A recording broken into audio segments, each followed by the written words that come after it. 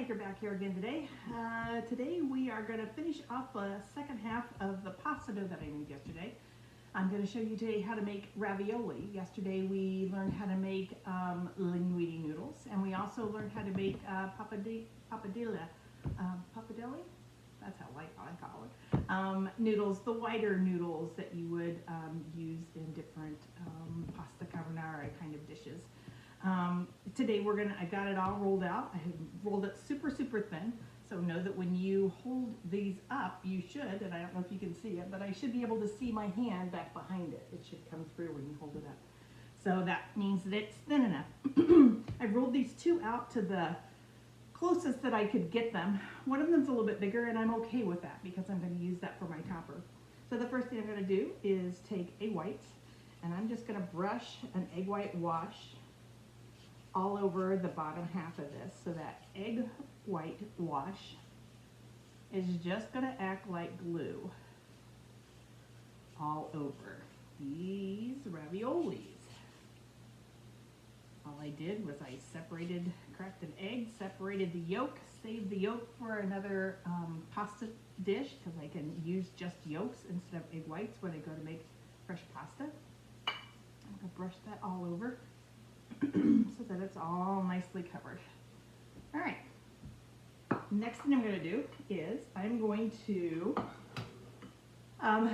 make little rounds of the filling that I made. So in trying to figure out what kind of filling I wanted to use, I just Googled ravioli filling and came up with one that happened to have several things that I already had in the house, didn't have to go. And things that I probably needed to get used up at this point, so that's what I was going to do. So this filling is a mushroom, spinach, cream cheese, a little bit of cayenne pepper, mozzarella, parmigiano, salt, pepper, onions. And so I think it'll be really yummy with the chicken strips that I'm going to make tonight as I pan fry those. So I'm just going to take a nice size scoop, about a tablespoon, of a scoop, and I'm just going to make 2 rows because I don't trust myself to make 3. And I'm just going to go down through here, and it's just my husband and I here tonight, so it's not like we're going to go hog crazy here. But this will be a lovely little side dish to add to our meal.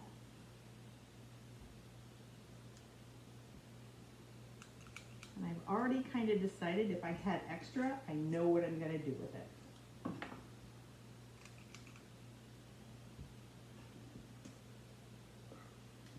Okay. So these guys look like there's going to be about 8. Let's see if I can add a little. I don't want to fill them too full. I'm going to split this. I don't want to fill them too full because then they will tend to squish out. So my egg white acts as a glue. And when we go to put these 2 layers together, you're going to see that it will help hold them together. I'm going to turn the camera just a little bit so you can see this part of it. I am my own camera person. Yes, that is my Easter Christmas tree. I leave it up until after Easter's over. Probably take it down and maybe next weekend. But you know what? It makes me happy, so I really don't care. Make fun of me all you want, but I like it.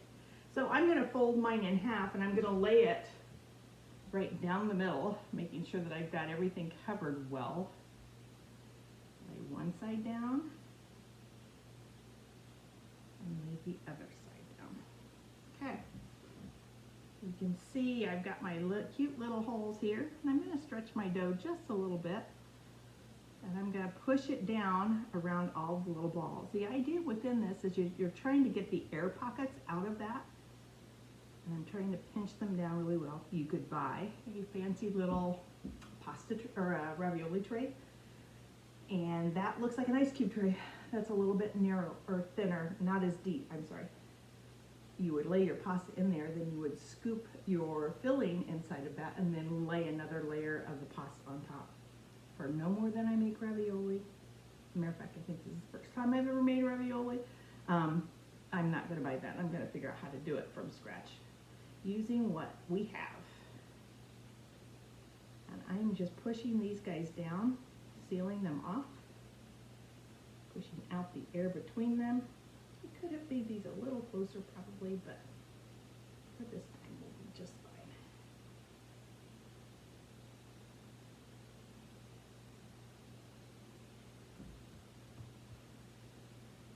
I've got my windows are a little steamed because I have my water going for my pasta. It has come to a rapid boil already, and I've added a pretty generous amount of salt into it. Know that we did not put a salt into our pasta, so that's going to help that.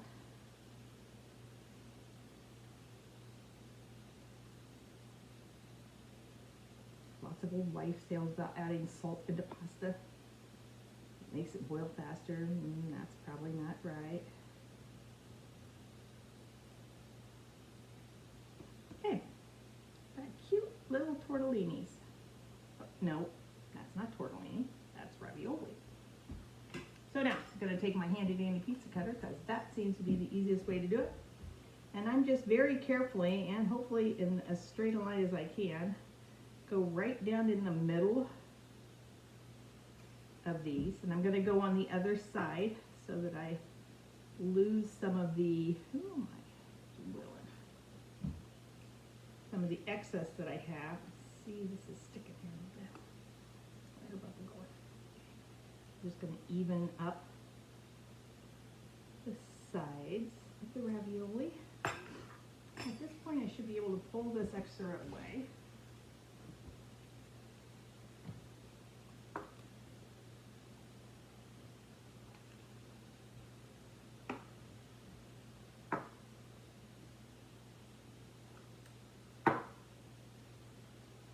These are going to be a little bit big, but I don't care, because it'll be a fun experience to have. You know, my husband's really just like a pizza kind of guy. And there are some times where he rolls his eyes and says, "What are we having now?" But that's okay. I keep his life exciting. Okay, I'm just making sure these guys are sealed really well. Laying them on a floured tray. This is the same tray that I had my frozen pasta on yesterday. I took that out frozen and put it in a Ziploc bag, and it's labeled ready for another day's experience. Don't know what I'll do with it. Come up with something fun. Okay. I do have some extra. What I'm going to do with that is I am going to first pan fry my chicken in the same skillet that I sauteed the mushrooms in. I'm going to add a little bit of flavoring seasoned. You can add chicken broth. I'm going to add a little bit of white wine to this, and I'm going to reduce it in that skillet after the chicken is cooked, and then I will have a nice little sauce to go on top of my raviolis when I get done.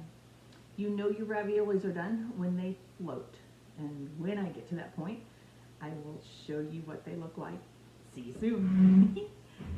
You can see the first batch of pasta is done. The second batch is in the pot doing its thing. Gonna cook for 3 to 4 minutes. And my sauce over here is looking amazing. Remember, that's the leftover mushrooms, spinach, cream cheese, Parmesan, mozzarella. It will be lovely. Chicken is just sitting there waiting to all be assembled at the meal. It's gonna be a good night. There's the final plated product, folks. You're saying, wait a minute, those ravioli weren't round? Well, when I got them out, I decided they were too big. So I took a canning jar lid and I cut them out into circles. I would probably do that the next time too. So there you have it. Freshly made ravioli with mushroom and spinach filling and a pan seared chicken breast. Have a great night. Bye.